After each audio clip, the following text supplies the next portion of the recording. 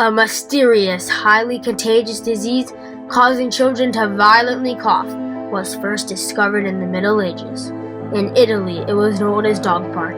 In England, Schinnerkin cough, and in China, the 100-day cough, and it spread without warning. Within America, it became known as the whooping cough for its distinct sound, and in the 1930s, it killed more infants in the United States than polio, measles, and tuberculosis combined. At the height of the Great Depression, with limited funding, Dr. Pearl Kendrick researched and developed the first successful pertussis vaccine, a new frontier in disease prevention.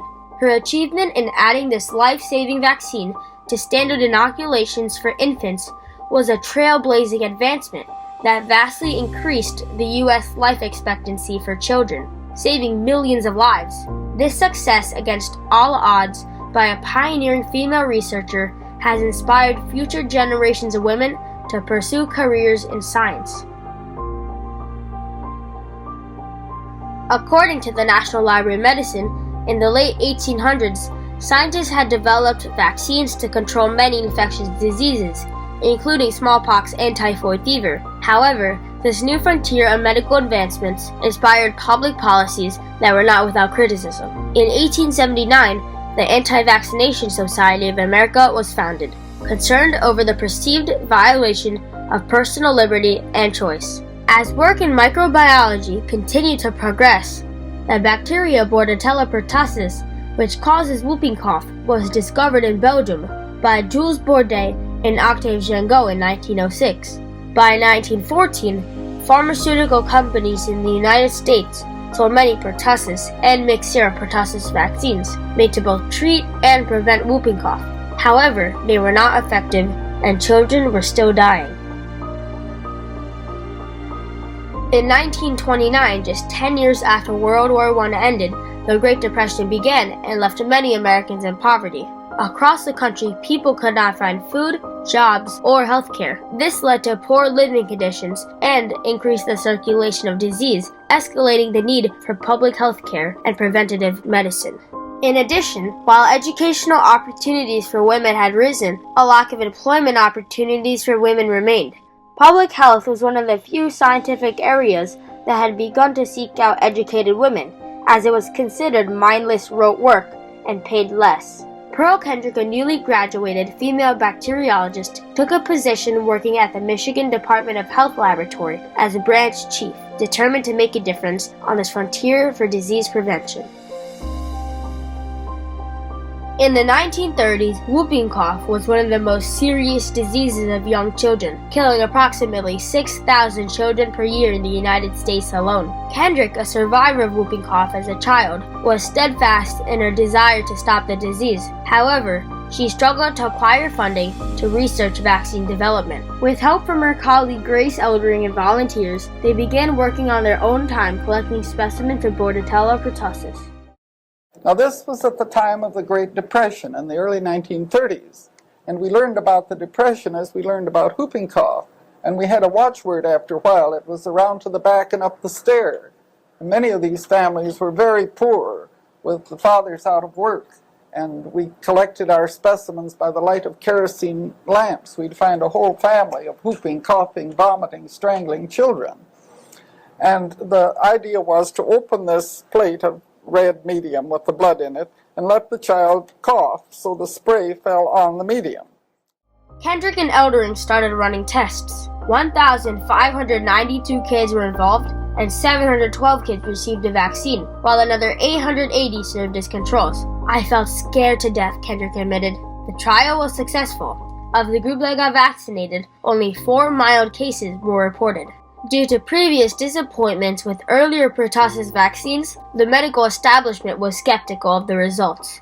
The esteemed male epidemiologist Wade Hampton Frost doubted the validity of the trial, stating, "The odds are strongly against Miss Kendrick's experiment being sound." On the heels of the Great Depression, President Roosevelt enacted the New Deal in 1933, which consisted of programs like the Works Progress Administration, or WPA, a project to help stabilize the economy.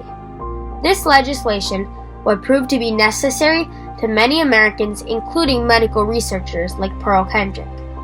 In 1936, when they were desperate for funds and their research was in jeopardy, Kendrick astutely brought First Lady Eleanor Roosevelt, a human rights pioneer, to the lab to advocate for her public health work. And we had help of the WPA, Works Progress Administration, and we don't allow people to say bad things about the WPA because we couldn't have done this study, absolutely couldn't have done it without the help that we got from the WPA. In 1939, after securing the funding, Kendrick once again showed her pioneering spirit by assembling a diverse team of researchers. This group included Lonnie Clinton Gordon, an African-American woman who was having difficulty finding employment due to racial and gender discrimination. Gordon supported pertussis research at the Grand Rapids lab, where she contributed in isolating an especially harmful strain of pertussis that made an even more effective vaccine than the first. I knew what my mission was to be: help find the cultural sufficient virulence to make the vaccine. Any headlines, I mean, that's not the way it worked. You achieved something and you were glad for that. In 1944, the American Medical Association added Kendrick's pertussis vaccine to the list of recommended immunizations, and pertussis cases began dropping rapidly. In 1948, the United States combined 3 vaccines into the DPT vaccine, which protected against diphtheria, pertussis, and tetanus. Kendrick was chosen to promote international vaccine standards in Latin America and the Soviet Union from the World Health Organization. In later years, Doctors Kendrick and Eldering combined the DPT vaccine with the inactivated poliovirus vaccine, or IPV. The merging of these 2 vaccines dramatically dropped the amount of required injections, an advancement that limited the pincushion effect on children receiving multiple vaccination shots at a time. Overall deaths dropped from 7,518 in 1934 to just 10 a year by the early 1970s.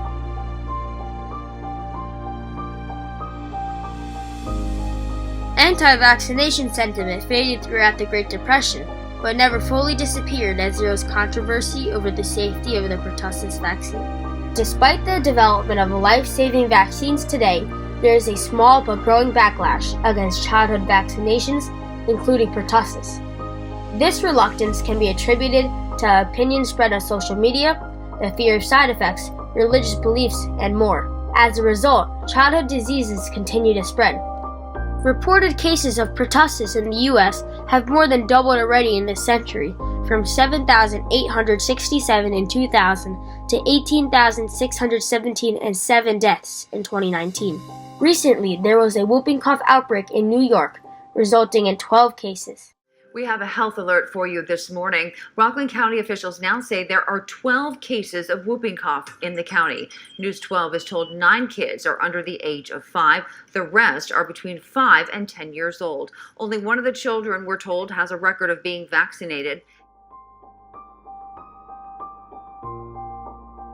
Shying from the public eye, Kendrick never sought credit for her pioneering vaccine work. Nevertheless, she and her team proved that women could research and develop successful vaccines.